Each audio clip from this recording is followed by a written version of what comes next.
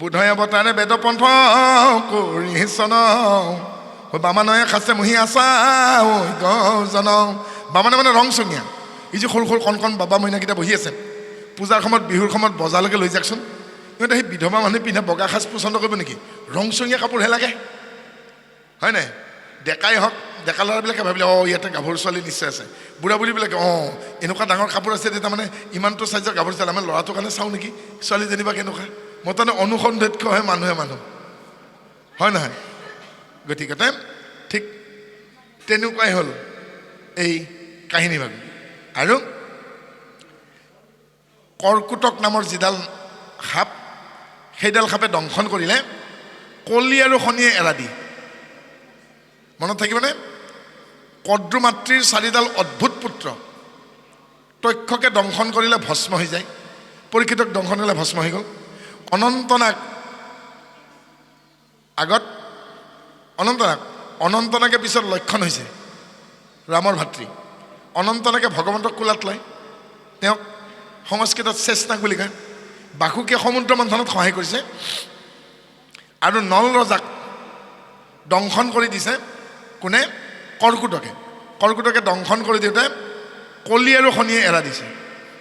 কলি আৰু শনিয়ে একেলগে কেতিয়া ধৰে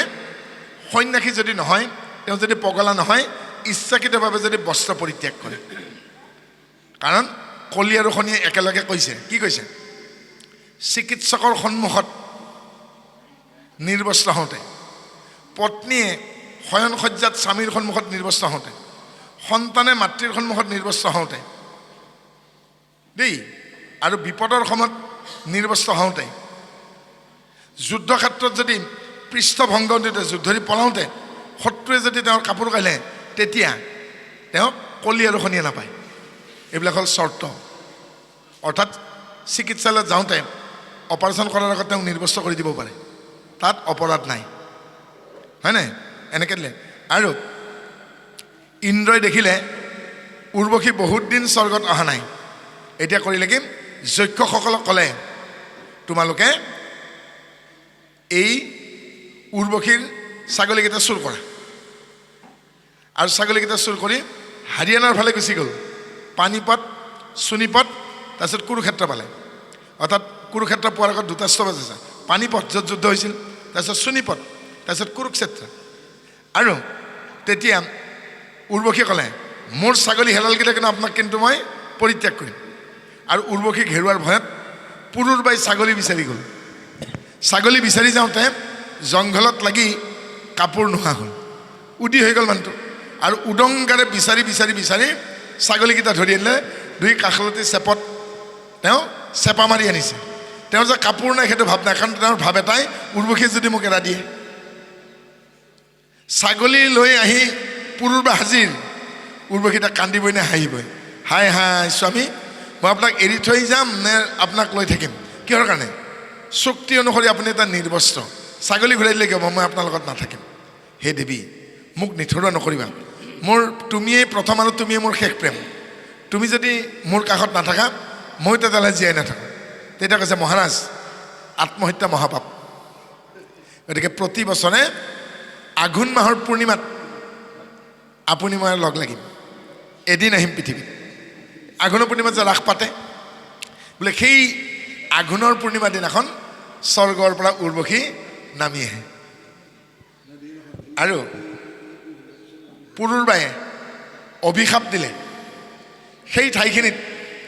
যি ঠাইখিনিত হেৰাইছিল ছাগলীকেইটা বোলে সেই ঠাইখিনিৰ নিচিনা নিষ্ঠুৰ ঠাই নহ'ব সেইকাৰণে তাত 18 অক্ষহনী সৈন্যৰ মৃত্যু ঘটিছে পাণ্ডৱৰ 7 কৌৰৱৰ 11 অক্ষহনী সৈন্য কুৰুক্ষেত্ৰত মৃত্যু হৈছে ঠাইখিনিৰ প্ৰতি অভিশাপ আছে আৰু সেই দিনাখনৰ পৰাই এইটো নিয়ম কৰা হ'ল পুৰুৰবাই কৈ দিলে যদি পুৰুষ হয় তেওঁ কেতিয়াও নিৰ্বস্ত্ৰ নহ'ব যিমান গৰম লাগিলেও গাত কাপোৰ ৰাখিব লাগিব নহ'লে কিন্তু শনি আৰু কলিয়ে একেলগে পাব আৰু কৰ্কুটক নাগে যদি দংশন কৰে তেতিয়াহ'লে কলি আৰু শনিয়ে এৰা দিব নল ৰজাই নিষেধ নামৰ ৰাজ্যখনৰ নিষদ ৰাজ্য তেওঁ ৰজা আছিল তেওঁৰ ভায়েকৰ নাম আছিল পুষ্কৰ বেয়া কামটো কলি দিলে জুৱা খেলিলে পাখা যুধিষ্ঠিৰে খালে আৰু জুৱাত নলজা হাৰিল পুষ্কৰৰ হাতত আৰু পুষ্কৰ ইমান অসভ্য তেওঁ কি কৰিলে ককায়েকক আৰু বৌয়েকক মাত্ৰ এখন ধুতি দিছে আৰু সেই এখন ধুতি 10 হাত দীঘল হয় 5 হাত নলে পৰিধান কৰিছে 5 হাত ধুতিৰে গাটো কিবাকে ঢাকি দময়ন্তী আৰু নল বনত গ'ল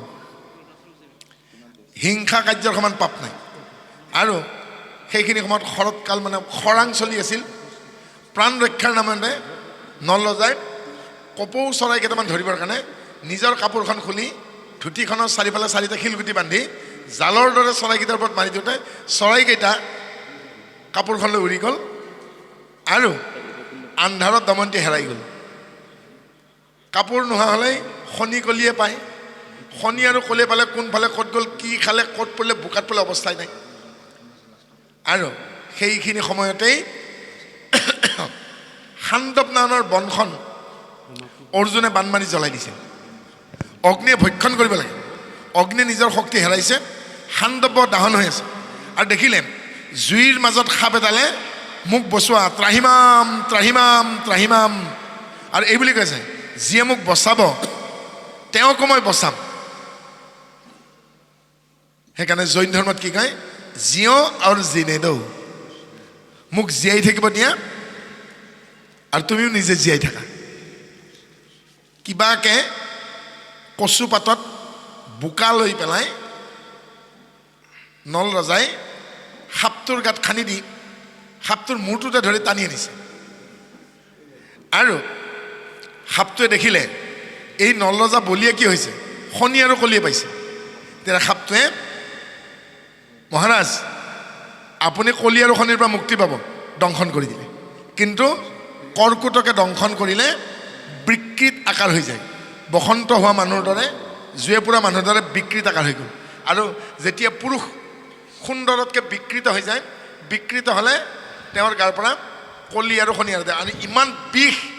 নলৰ গাত হ'ল সেই বিষৰ জ্বালা সহ্য কৰিব নোৱাৰি কলি আৰু শনিয়ে এৰা দিলে যেতিয়া মানুহে পুৰুষে খুব তিক্ততা পায় জীৱনত খুব তিক্ততা পায় তেতিয়া মনত ত্যাগৰ ভাৱনা আহে অফিচত গ'লেও গালি গেলামালৰ দোকানত বাকী তিৰোতা থাকিল মৰি ল'ৰা ছোৱালী স্বীকাৰ নকৰে সমাজত স্থান নাই বেংকত পইচা নাই পিন্ধিবলৈ ভাল কাপোৰ নাই থাকিবলৈ ভাল ঘৰ নাই নিৰাশ্ৰয় হৈ যায় কিন্তু সেই নিৰাশ্ৰয় হোৱা মানুহজনে যদি ভাবে যাৰ কোনো নাই ঈশ্বৰটো আছে তেতিয়া সেই বুলি যেতিয়া ভাবে তিক্ততাত তেওঁ সকলো পৰিত্যাগ কৰে তেতিয়া আটাইতকৈ ৰূপৱতী নাৰীজনী গ'লেও তেওঁ একো ভাৱনা নাহে কাৰণ সেই পুৰুষজনে তেতিয়া জানে যে কামাতুৰা নাৰীক সন্তুষ্ট কৰিব লাগে পুৰুষক ধন সোণ আৰু অলংকাৰ লাগে সতী নাৰীক সন্তুষ্ট কৰিবলৈ পুৰুষত্বৰ মানে পুৰুষত্ব আৰু কৰ্মোদ্যমে যথেষ্ট এণ্টাৰপ্ৰিনিয়ৰশ্বিপ দোকানবিলাকত কি লিখা থাকে Messrs Krishna enterprise Messrs Nandi enterprise লিখা নাথাকে জানো এণ্টাৰপ্ৰাইজ শব্দটো কৈছে এণ্টাৰপ্ৰিনিয়ৰশ্বিপ উদ্যম এটা চৰকাৰৰ ডিপাৰ্টমেণ্ট আছে central MSME ministry of small and medium entrepreneurship ৰাষ্ট্ৰীয় ক্ষুদ্ৰ লঘু উদ্যোগ ক্ষুদ্ৰ আৰু মধ্যম লঘু উদ্যোগ মন্ত্ৰণালয় আৰু তাত ডেকা গাভৰুবিলাকক বিভিন্ন ধৰণৰ শিক্ষা দিয়া হয় প্ৰত্যেকখন ডিষ্ট্ৰিক্টত এটা ব্ৰাঞ্চ থাকে ঠিক সেইদৰে কি হ'ল তেওঁ নলৰ এইবাৰ এৰালে কি হেৰালে এই শনি আৰু কলিয়ে এৰা দিলে তো নলে সুধিলে মইতো তোমাক উপকাৰ কৰিছিলোঁ মোক দংশন কিয় কৰিলা বোলে তোমাক দংশন নকৰিলে যে কলি আৰু শনি এৰা নিদিয়ে এতিয়া নলৰ চব মনত পৰি গ'ল মই বেয়া কাম কৰিলোঁ কাৰণ মই জুৱা খেলিলোঁ যুধিষ্ঠিৰে জুৱা খেলিয়ে বনত গৈছে যুধিষ্ঠিৰতকৈ অকণমান সৰু গতিকে আৰু বেয়া কাম কৰিলোঁ কি মই হিংসা কৰিলোঁ হিংসা কাৰ্য নহয় জানো চৰাইকেইটা ধৰি পেলাই মাৰি খাব তেতিয়া নলৰ মনত পৰি গ'ল পতঞ্জলীয়ে কি কৈছিল পতঞ্জলী কি কৈছিল আঠা বিতৰ্কা হিংসাদায় হাম অৰ্থাৎ হিংসাক লৈ বিতৰ্ক কৰা অনুচিত লোভ মোহকামা মৃদু মধ্য আদিমাত্ৰাহাম বিষ জ্ঞান অনন্ত ফলানি কি বুলি ক'লে পতঞ্জলীয়ে যি যোগশাস্ত্ৰ প্ৰণেতা অথ হিংসা বিতৰ্ক অৰ্থাৎ হিংসাক লৈ বিতৰ্ক অনুচিত কাৰণ হিংসা কাৰ্য পাপ কাৰ্য মনেৰে হিংসা কৰা বাক্যৰে হিংসা কৰা আৰু কায়িকভাৱে হিংসা কৰা এই তিনিটাই কি হয় পাপ আৰু তিনিটা পক্ষ দোষী কৃতকাৰিতা অনুমোদিতা যে হিংসা কৰে যে হিংসা কৰোৱাই যে হিংসা কাৰ্যত সমৰ্থন কৰে তিনিটা পক্ষ দোষী লোভ মোহপহা কামাম লোভ মোহৰ বশৱৰ্তী হৈ সেই হিংসা কাৰ্য কৰে কৰিলে ফলাফল কি হয় মৃদু মধ্য অধিমাত্ৰা এই তিনিটা পক্ষৰ কোনোবাই কম পৰিমাণে কোনোবাই মজলে ধৰণে কোনোবাই অতিপাত ভোগে মৃদু মধ্য অধিমাত্ৰা বিষ জ্ঞান অনন্ত ফলানি তেওঁলোকে নিজৰ জীৱনৰ পদূলি বাটত 20 গছৰ পুলি এজোপা ৰুলে আৰু সেই 20 গছৰ পুলিজোপা এদিন ফলে ফুলে জাতিষ্কাৰ হ'ব আৰু সেই 20 গছৰ ফল ফুল নাতি পুতিলৈকে ভক্ষণ কৰিব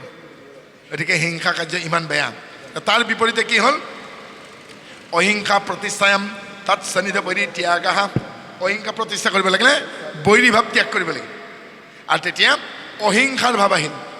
অহিংসাৰ ভাৱ অহাৰ লগে লগে অগ্নি মিত্ৰ বৰুণ এই দেৱতা তিনিজনে দেখা দিলে অগ্নিয়ে তেতিয়া ক'লে এই পাত্ৰটো লোৱা তুমি জুই নোহোৱাকৈ এই পাত্ৰটোত এদিনৰ খাদ্য পাবা বৰুণে ক'লে সেই পাত্ৰটোতে তুমি পিয়াহ লাগিলেই পানী উৎপত্তি হ'ব মিত্ৰই ক'লে হেৰুৱা সম্পদ ঘূৰাই পাবা ঈশ্বৰৰ ভৰসা কৰিবা এনেদৰে তিনিজনে আশীৰ্বাদ দিলে আৰু গৈ গৈ গৈ গৈ গৈ তেওঁ হাবিৰ বাহিৰ ওলাল আৰু হাবিৰ পৰা বাহিৰ ওলোৱাৰ লগে লগে তেওঁ দিব্য ৰূপ পালে আৰু শুনিলে ঢোল পিটি শুনাই দিছে দময়ন্তীৰ বাপেকে শুনক শুনক শুনক আমাৰ ৰাজকুমাৰী দময়ন্তীৰ স্বয়ম্বৰ পতা হৈছে আমাৰ সেনাপতি দুৰ্গা দত্তই তীক্ষ্ণ বাণ প্ৰয়োগ কৰিব সেই ধনুৰ পৰা ওলাই যোৱা তীক্ষ্ণ বাণ যি যুৱকে দাঁতেৰে কামুৰি ধৰিব পাৰিব সেই যুৱককে আমাৰ কন্যাক বিয়া দিব শুনক শুনক শুনক আৰু হাজাৰ হাজাৰ ডেকালৰ আহিল প্ৰথম তিনিজন ডেকালৰ যালৈকে তিনিজনৰ শৰবিদ্ধ হৈ মৃত্যু হৈছে বাপৰে বাপ ইমান টান পৰীক্ষা দাঁতেৰে কাৰ ধৰিব যাওঁতেকে তেওঁলোকৰ মৃত্যু হৈছে বুকুত কাৰ লাগি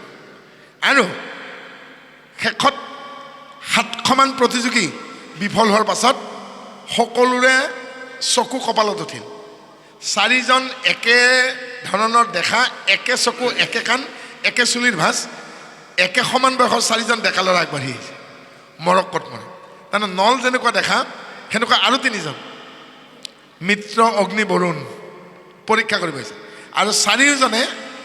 কাৰ ধৰি সম্ভৱ হ'ল 4জনে সেই পৰীক্ষাত উত্তীৰ্ণ হৈছে এতিয়া দময়ন্তীৰ হাহাকাৰ লাগিল যিহেতু পিতৃৰ পৰীক্ষাত উত্তীৰ্ণ হৈছে মালা কাক পিন্ধাব বৰমালাডাল লৈ দময়ন্তী এবাৰ স্মৰণ কৰিলে স্বামী নলে এসময়ত এটা কথা কৈছিল দেৱতাৰ ভৰি মাটিত লাগি নাথাকে নৰমনুষ্যৰ মাটি ভৰিত লাগি মাটি লাগে কাৰণ মানুহ মাটি ফুটি নোলায় আকাশ ফুটি নাহে গছত নালাগে মই যদি মাটি ফুটি ওলালোহেঁতেন মোৰ ভাইটি বৰপাত্ৰ গোহাঁই তেওঁৰ নাম কুমটি আৰু মোৰ কেঁচু হ'লহেঁতেন মই যদি গছত লাগিলোহেঁতেন মোৰ ভাইটি কঁঠাল হ'লহেঁতেন মই আম হ'লোহেঁতেন আমি মাটি ফুটি ওলোৱা নাই গছতো লগা নাই আকাশ ফুটি পৰা নাই মাটিৰ মানুহ আৰু মাটিৰ মানুহৰ মাটিত ভৰি লাগিল তলৰ ফালে চাওঁতে দময়ন্তী দেখিলে এজন যুৱকৰ মাটিত ভৰি লাগি আছে এওঁৱেই মোৰ স্বামী নল এওঁ দিব্যৰূপ পাইছে এই বুলি ভাবি নলৰ ডিঙিত মালাডাল পিন্ধাৰ লগে লগে অগ্নি মিত্ৰ বৰুণ নোহোৱা হৈ গ'ল গতিকে হাজাৰজনৰ মাজত নিজৰ স্বামীক চিনি পাব লাগিব সাহিত্য সভাৰ অধিৱেশন হৈছে শংকৰ সংঘৰ অধিৱেশন হৈছে কুম্ভ মেলাত গৈছে ডাঙৰ কিবা অনুষ্ঠানত গৈছেগৈ মানুহৰ গছকত এটি ডেকা ল'ৰাৰ পৰি গ'ল বেহুচ হৈ গ'ল পুলিচে তুলি নিলে হস্পিটেলত ভৰ্তি কৰিলে ডাক্তৰে মূৰটো খোলাই দিলে গাটো ফুলি গৈছে ল'ৰাজনৰ মাকে হস্পিটেলত চিনি পাব নোৱাৰিলেগৈ ডেড বডি থোৱা মৰ্গটো চালে তেতিয়া ল'ৰাজনৰ ডেকা ল'ৰাজনৰ পত্নীয়ে শাহুৱেকক ক'ব লাগিব মা আই শ্বেল ট্ৰাই মাই বেষ্ট আপোনালোকেতো চেষ্টা কৰিলে এবাৰ মই চাওঁ তেতিয়া শাহুৱেকে ভাবে মই জন্ম দিয়া মাকে চিনি নাপালোঁ তুমি পাবা বোলে চাওঁচোন আৰু বিচাৰি বিচাৰি গৈ সেই ছোৱালীজনীয়ে এজন মানুহত সন্দেহ হ'ল নাকটোতো এনেকুৱা চকুৰ কাষত এইটো তিল কাণখন এনেকুৱা দাঁতকেইটা এনেকুৱা এওঁৱেই মোৰ মানুহটো হয় আৰু সেই বেমাৰী মানুহজনক পৰিচৰ্যা কৰিলে আৰু সময়ত মানুহজনৰ জ্ঞান ঘূৰি আহিল আৰু সকলোৱে গম পালে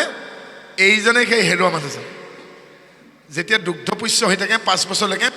মাকবিলাকে কেঁচুৱাৰ গাৰ গোন্ধ পায় ফেৰমন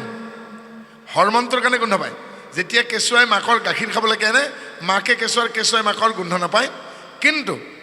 স্বামী স্ত্ৰী যিহেতু একেলগে থাকে ইজনে সিজনৰ গাৰ গোন্ধ বুজি পায় বহুতখিনি কথা বুজি পায় গতিকে জন্ম দিয়া মাকে চিনি নোপোৱা মানুহটোক যিজনে চিনি পাব তেওঁই হ'ল পত্নী সেইকাৰণে বাপেকে আশীৰ্বাদ দিব লাগে বিয়াৰ দিনা সম্প্ৰদানৰ পাছত কি বুলি উমা কৃষিতা তাৰিতা ৱা যস্যা প্ৰাপীড়িতা তত্তং সমস্য হে দেৱী স্বৰ্গৰতি নমঃস্তুতে ৰোহিণী চ যথা চন্দ্ৰে দময়ন্তী চ যথা নলে যথা নাৰায়ণ লক্ষ্মী তথস্থং ভৱভৰ্তৰি জ্ঞানৱতী সত্যী সাধ্বী ভক্তি বল্লভাহ অৰ্থাৎ তোমাৰ প্ৰতি যদি কেতিয়াবা আক্ৰোশ কৰা হৈছিল তাক তুমি নিজ গুণে ক্ষমা কৰিবা চন্দ্ৰৰ মানত যেনেদৰে ৰোহিণীৰ নলৰ মানত দময়ন্তীৰ নাৰায়ণৰ মানত লক্ষ্মী জানে তুমি তোমাৰ স্বামীৰ মানত তেনে চেনেহৰ পাত্ৰী হোৱা নলৰ মানত দময়ন্তী বুলি কৈছে যেনেকৈ নিজ বিচক্ষণতাৰ গুণত দময়ন্তীয়ে নলক পুনৰ পালে অৰ্থাৎ সেইকাৰণে বিবাহিত ভাৰ্যাৰ নাম পত্নী যি নাৰীয়ে বিবাহিত নাৰীয়ে নিজৰ স্বামীক পতনৰ পৰা ৰক্ষা কৰিব পাৰে সেই হ'ল পত্নী হাজাৰজনৰ মাজত আকৌ বিচাৰি পায় পত্নী সহধৰ্মিনী ভাৰ্যা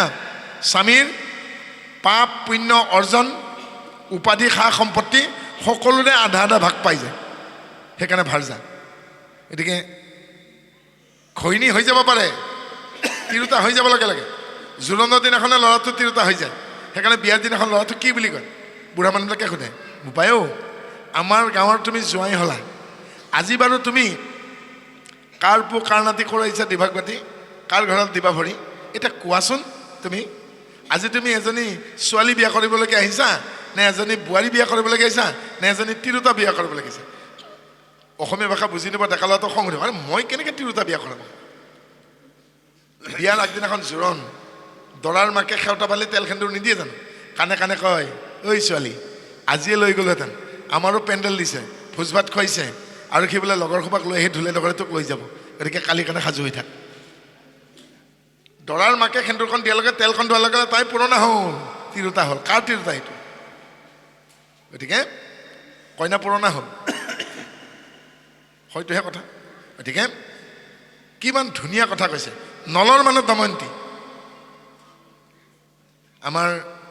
যিখন মহাপুৰুষীয়া শংকৰে বিয়া ব্ৰহ্ম বিবাহ এখন যদি ভালকৈ বুজাই দিয়া হয়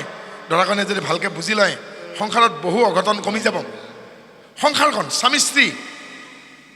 এই স্বামী স্ত্ৰী দুয়োগৰাকী নহয় জানো ৰেলখন দুটা ৰেল লাইনৰ ওপৰত নাযায় জানো ৰেলগাড়ীখন গতিকে ৰেল লাইনৰ ওপৰত বিচ্যুতি হ'লে কিন্তু বাগৰি পৰে তাকে ইংলিছত কি কয় দ্য ট্ৰেইন দি ৰেল তাৰমানে কক্ষচ্যুত হ'ল পথচ্যুত হ'ল লাইনচ্যুত হ'ল গতিকে এই লাইনচ্যুত নহ'বলৈকে সংসাৰত কি লাগিব ট্ৰাষ্ট এণ্ড ট্ৰেন্সপাৰেঞ্চি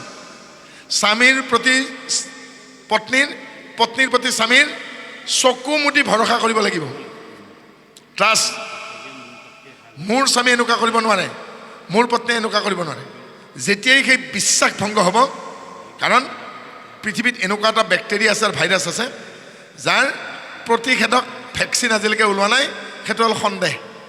স্বামীৰ প্ৰতি স্ত্ৰীৰ প্ৰতি স্বামীৰ যদি এই ভেঁকুৰটো লাগি যায় এই বীজাণুটো লাগি যায় এই বেক্টেৰিয়াটোৰ পৰা সন্দেহ সংসাৰ স্বাৱধানিত দ্বিতীয় কথা হ'ল ট্ৰেন্সপাৰেঞ্চি স্বচ্ছতা একদম ইজনে সিজনৰ ওপৰত মুকলি ভাবকচোন বোৱাৰীবিলাকে আইসকলে বাছত কণ্ডাক্টৰৰ বাদে বেলেগে কিবাকে যদি আঙুলিটো লাগি যায় গোৱাল গালি পালেতো চেণ্ডেল জোতা দি পিটিব সেই ছোৱালীজনীয়ে নিজৰ স্বামীক কিমান ভৰসা কৰিব লাগিব লাগে ভাল পায়ে বিয়া কৰক লাগে ঘৰখনেই বিয়া পাতি দিয়ক যে স্বামীৰ ওচৰত বিনা দ্বিধাই নিৰ্বস্ত্ৰ হ'ব পাৰে কিমান ভৰসা কৰে স্বচ্ছতা আৰু ভৰসা সেইকাৰণে সংসাৰৰ সেই ৰেল লাইন দুডালৰ নাম ট্ৰাষ্ট এণ্ড ট্ৰেন্সপাৰেঞ্চি আৰু যদি ইয়াক বৰকৰাই ৰাখিব লাগে ইয়াক ধাৰাবাহিকতা ৰক্ষা কৰিব লাগে কেইটামান বস্তু পৰিত্যাগ কৰিব গৰ্ব অহংকাৰ চঞ্চলতা মাতলামি অকৰামী যিসকলৰ অকৰামী আছে কেতিয়াও যিসকল তীব্ৰ জেদি নিজৰ জেদটো পূৰণ কৰিব বিচাৰে সেইসকলে কেতিয়াও সংসাৰত ক্ষতি হ'ব নোৱাৰে কিছুমান এনে আছে পঢ়া শুনা বেছি বুলি ভাবি স্বামীয়ে যি কয় ভাল কথা ক'লেও কাটি পেলায় স্বামীৰ প্ৰত্যেকটো মতকে যদি খণ্ডন কৰে তেতিয়াহ'লে স্বামীয়ে ঘৰত আহিবও টান পাব স্বামীৰ যি ইনকাম তেওঁ খেতি কৰক চাকৰি কৰক ব্যৱসায় কৰক স্বামীৰ ইনকাম আৰ্জনত যদি সন্তুষ্ট নহয় সেই নাৰীয়ে কেতিয়াও সুখী হ'ব নোৱাৰে কিবা কাৰণত খং উঠিব পাৰে বাহিৰত পৰিশ্ৰম কৰা মানুহ এটা স্বামী যেতিয়া খং উঠিব অন্ততঃ পত্নীয়ে বুজনি দিবও বাদ দিয়ক অকণমান মনে মনে থাককচোন নিজেই ঠাণ্ডা হ'ব গতিকে যদি সমানে সমানে উঠে সেইখন সংসাৰ বেছি দিন নচলিব আগৰ দিনত এই কথাবোৰ ঘাইহাল দিওঁতে ছোৱালীকো শৰণ দিওঁতাজনে ঘাইহাল দিওঁতে বুজাই কৈছিল কিন্তু আজিকালি নকয় সেইকাৰণে সংসাৰবোৰ বেয়া হ'ল আৰু পৃথিৱীখন আজি বেয়া হৈছে একমাত্ৰ এক্সট্ৰা মেৰিটেল এফেয়াৰ্ছ অতিৰিক্ত গমে পায় গতিকে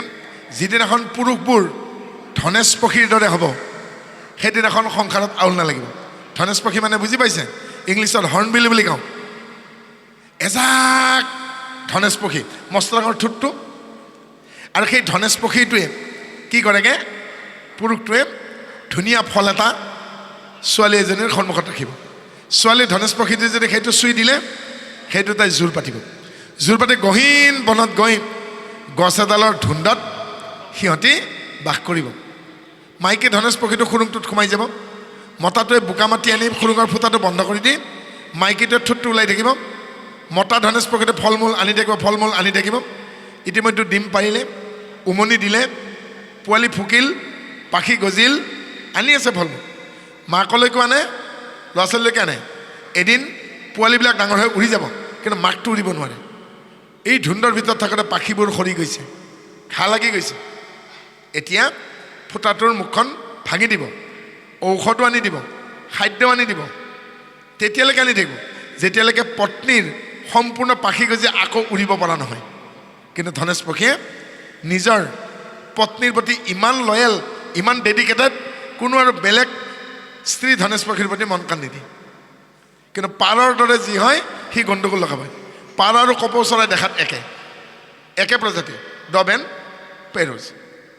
আৰু কি কৰে পাৰই মতা পাৰটোক কোনোবাই কেটেপাতি মাৰি পেলালে মাইকী পাৰটোৱে লগে লগে বেলেগ সংগী বিচাৰিব মাইকী পাৰটোক কেটেপা মাৰি পেলালে মতা পাৰটোৱে আধা ঘণ্টাত লাকুৰুকোপাক বেলেগৰ পত্নী চুৰ কৰি আনিব কপৌ চৰাই এহাল মতা কপৌটোক কেটেপাতি মাৰি পেলালে কাৰেণ্টত লাগি মৰি গ'ল বেলেগ চৰাই খালে চেকচেকি ডিঙিটো খাই পেলায় চেকচেকি বৰ বেলেগ কাম কৰে এটা পাৰ আৰু কপৌ চৰাই মূৰটো খাই পেলায় গাটো নাখায় এতিয়া মাইকী পাৰটোৱে বা মাইকী কপৌটোৱে কি কৰিব পুৰুষটোৰ বিৰহত এসপ্তাহত কান্দি কান্দি মৰি যাব চাইজ একে কিন্তু স্বভাৱ বেলেগ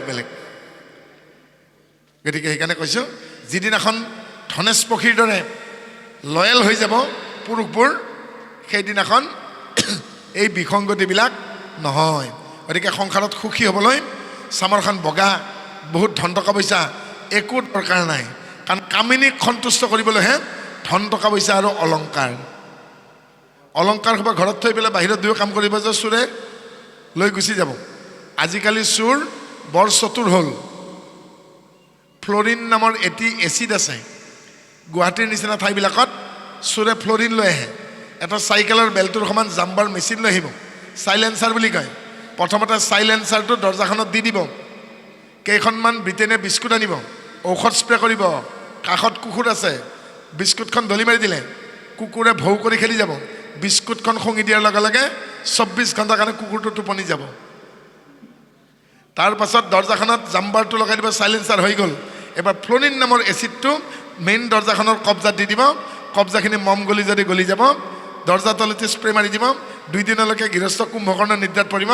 আৰু মতা হাঁহৰ ডিমেদি আমলেট খাব দমৰাৰ গাখীৰটো কফি খাই চুৰ গুচি যাব থানাৰ পিছফালে ঘৰটো আৰু পেপাৰত লিখিব গুৱাহাটী মহানগৰীৰ আৰক্ষী কুম্ভ নিদ্ৰাত সৰিয়হৰ দলিতে এই ভূত থানাৰ পিছফালে ডকাইতি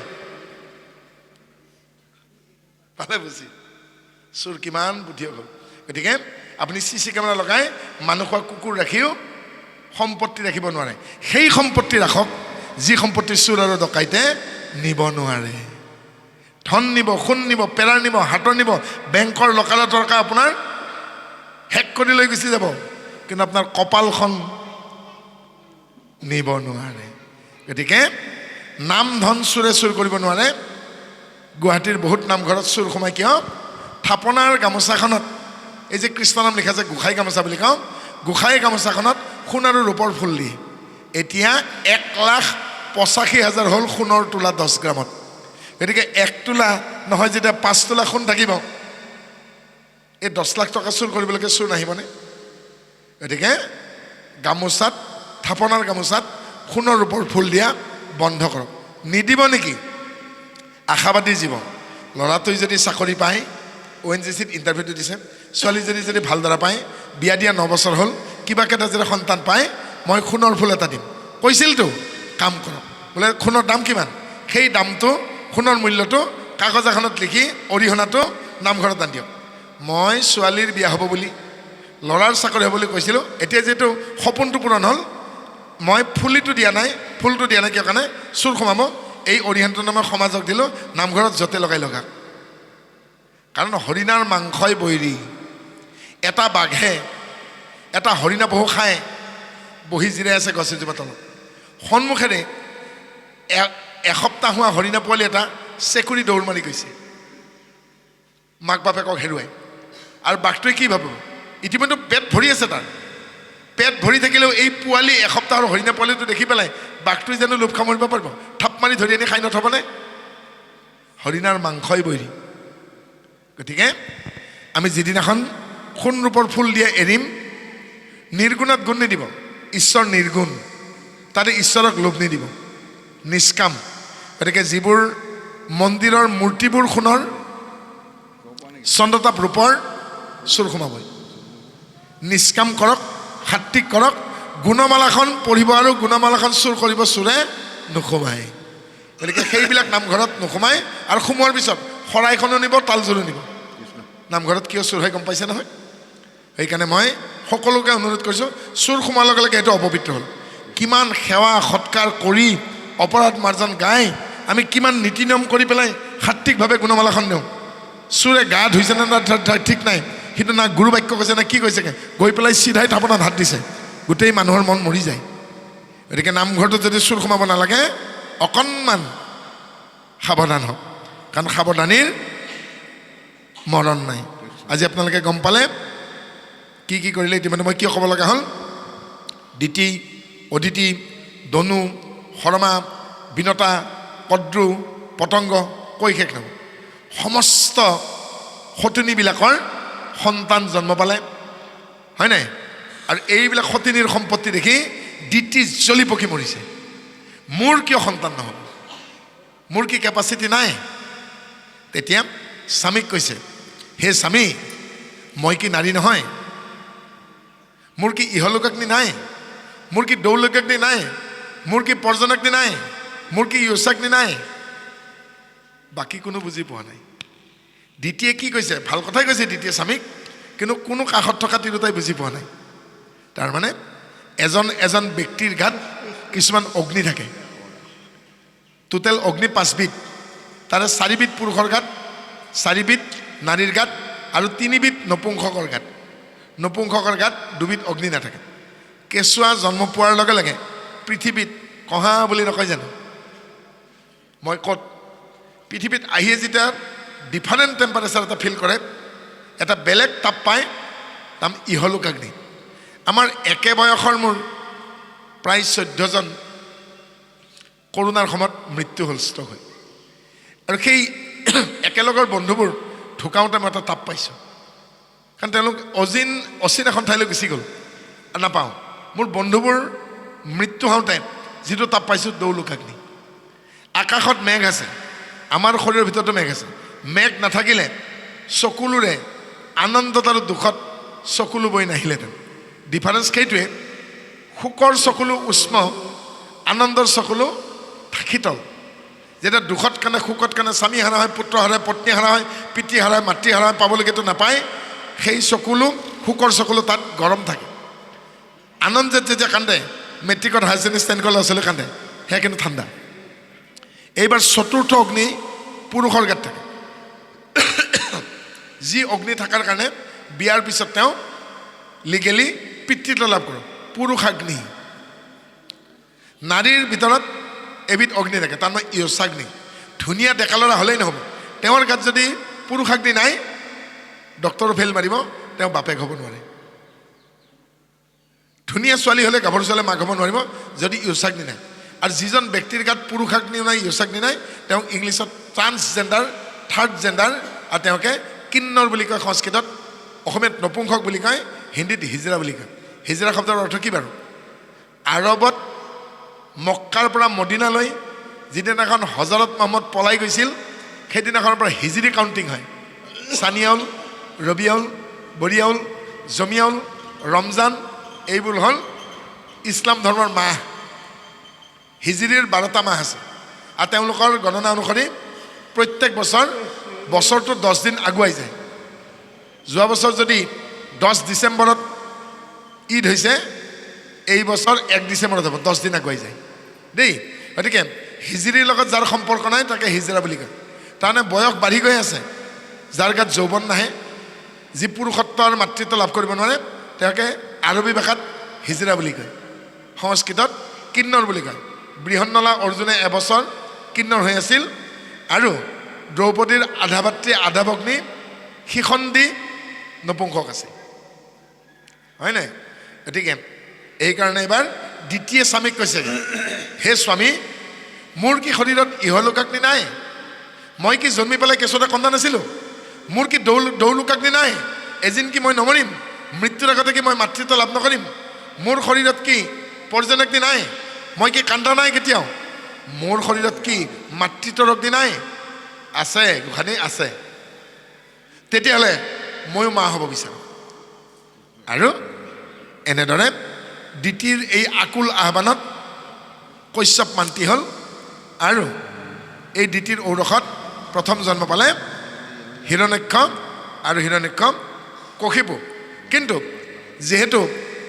অসময়ত সন্ধ্যাকালত সন্তান কামনা কৰিলে সেইকাৰণে কশ্যপ ঋষিয়ে ক'লে এই সন্তান কিন্তু জগতৰ কাৰণে অন্যায়কাৰী হ'ব এই সন্তানৰ কাৰণে গোটেই জগতে বহুত কষ্ট পাব সেইকাৰণে ৰাতিপুৱা দুপৰীয়া আৰু কালসাজত কেতিয়াও সন্তান কামনা কৰিব নাপায় সেই কথাই দিয়ে আমাক বুজনি দিছে আৰু যিবিলাক সন্তান আগ্ৰাতি জন্মে কুৰুক্ষেত্ৰ যুদ্ধত কোন আগ্ৰাতি মৰিল বাৰু কোন সোনকালে মৰিল দ্ৰৌপদীৰ পুত্ৰবিলাক প্ৰতিবিন্দ শ্ৰুতকীৰ্তি শ্ৰুতকৰ্মা শতানিক এই দ্ৰৌপদী পাঞ্চাপূৰ্ব দুৰ্যোধনৰ পুত্ৰ লক্ষণ কৰ্ণৰ পুত্ৰ অশ্বকেতু শশকেতু ভীমৰ পুত্ৰ ঘটোৎকচ নাতি বাৰ্বাৰিক সোনকালে নমৰিল জানো কিয় এওঁলোক সংসাৰত মাকৰ গৰ্ভত আগ্ৰাতি আহিছিল আগ্ৰাতি জন্মিলে যিকোনো কাৰণতেই সোনকালে মৃত্যু হ'ব বিজ্ঞানে কি কয় কোনোবাই ভাত খায় কোনোবাই ৰুটি খায় যি নহওক বিভিন্ন দেশত ভাত ৰুটিৰ উপৰিও বেলেগ বেলেগ বস্তু খায় যেতিয়া খাদ্য খায় সন্ধিয়া বা ৰাতি যেতিয়া খাদ্য খালে কি হয় পেটটোত গৰম হয় পেংক্ৰিয়াছৰ পৰা যেতিয়া এনজাইম ওলাব ধৰে গৰম হয় আৰু তেতিয়া কি হ'ব বাৰু সেই উত্তপ্ত অৱস্থাত যেতিয়া শুক্ৰ ধাৰণ হ'ব তাৰ অল্পায়ু যুগ হ'ব আধা আয়ুস খাই পেলাব সেইকাৰণে বাচি খাবা জাগি শুবা বুলি কয় সংসাৰখন ইমান সহজ নহয় স্বামী সন্তে পুত্ৰ চাই যিটো ভাগ্যৱতী পায় সিটো জখে জগত ভৰয় তজু সম স্বামী পায় তভু যাৰ পুত্ৰ নাই সিটো নাৰী নিষ্ফলে জীৱ তোমাৰ নিচিনা স্বামী পায় তেওঁৰ ঔৰসত যি সন্তান হয় সি জগতত ৰূপে গুণে ধন্য হয় আৰু তোমাৰ নিচিনা স্বামী পায় মই যদি নিসন্তান হওঁ মোৰ জীৱন যৌৱন বিফল আৰু শুনিও কণাতৰ কহুময় পৰমাত্ম যেন পূৰ্বকতা হৈ আছে আমাক আৰু কন্যাকালে পিতৃ মাতৃ কৌতূহলে গাঁৱে গাঁৱে পুঁজিলন্ত পাইছে আৰু নিজৰ জীয়ৰীকালৰ কথা স্বামীক এনেদৰে কৈছে দেহে স্বামী গতিকে মোৰ মনৰ আশা বাসনা পূৰণ কৰক আৰু মোক মাতৃত্বৰ সোৱাদ দিয়ক আৰু যাহাক আশ্ৰয় কৰি দুৰ্জয় ইন্দ্ৰিয় বৈৰী লীলাই জিনিছোঁ আমি তাক গড়ৰ চাপিয়ে পাশ বৈৰিক কৰি নাখক যেন মহিপাতি ৰাজা যাম কৃষ্ণ গম পাইছোঁ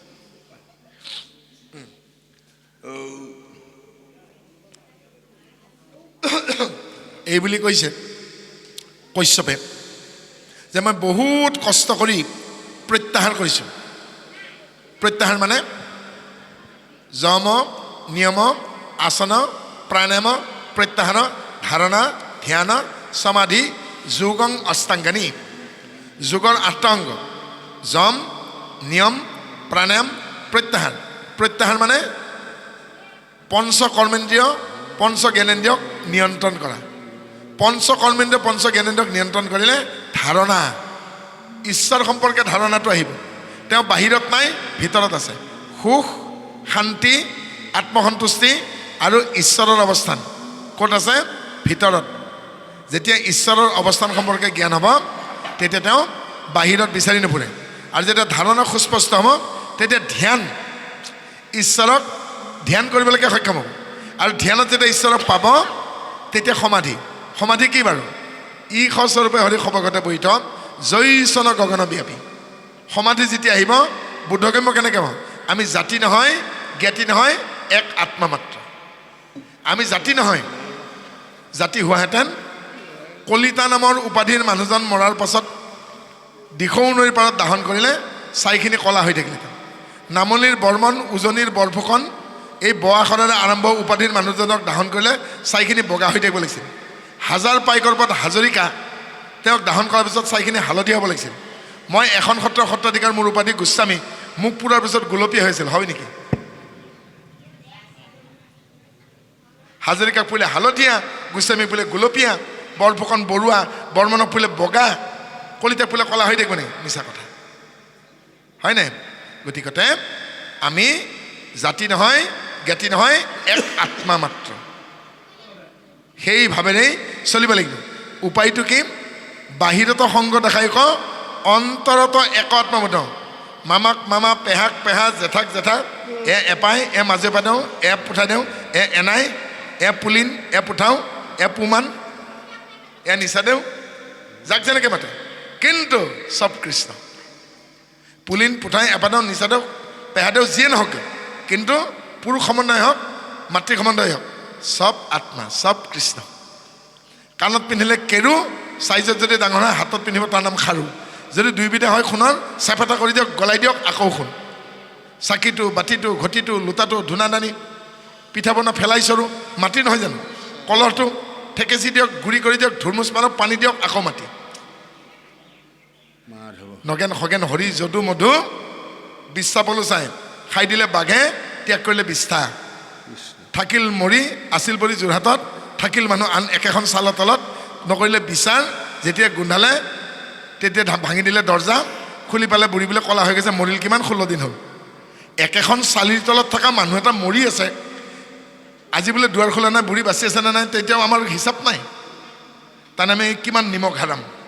গতিকে মনত ৰাখিব যি ইমান বেচে সিয়ে বেইমান ইমান যি বেচে সি বেইমান আৰু বেইমানৰ বাপেকৰ নাম গাদ্দাৰ আমাৰ মাজত যেতিয়ালৈকে বেইমানবিলাক থাকিব আৰু গাদ্দাৰবিলাক থাকিব আমাৰ ভাত জাতি ভেটি আৰু মাটি সুৰক্ষিত নহয় দুটা ককাই ভাই সৰুটোৰ পঢ়া শুনা নাই খেতিৰ মাটিখিনি চলাই ককায়েকৰ পঢ়া শুনা আছে গুৱাহাটীত ডাঙৰ চাকৰি কৰে ছোৱালীজনী তুলনি বিয়া বৰ বিয়া পাতা দি পাতিম ঘৈণীয়েকে কৈছে গাঁৱৰ মাটিখিনি বেছি দিয়ক ককায়েকে যাই ভায়েকক কৈছে কিনিব পাৰিবি নোৱাৰ দিলে মিয়াক বেছি আনি পেলাই পইচাখিনি আধা ফ্লেটত আধা তুলনি বিয়াত খৰচ কৰিলে কিয় কাৰণে বৰ বিয়া বা পাতিব পাৰোঁ নে নোৱাৰোঁ ভায়েকে তেতিয়া কৈছে ইয়াৰ পিছত আৰু আলহী হৈ আহিবি তোৰ বুলি একো নাই আমাৰ বুলি একো নাই এদেউ দুইলৈ লোটানি আছে আমাৰ মাটিবোৰ এনেকৈ গৈ আছে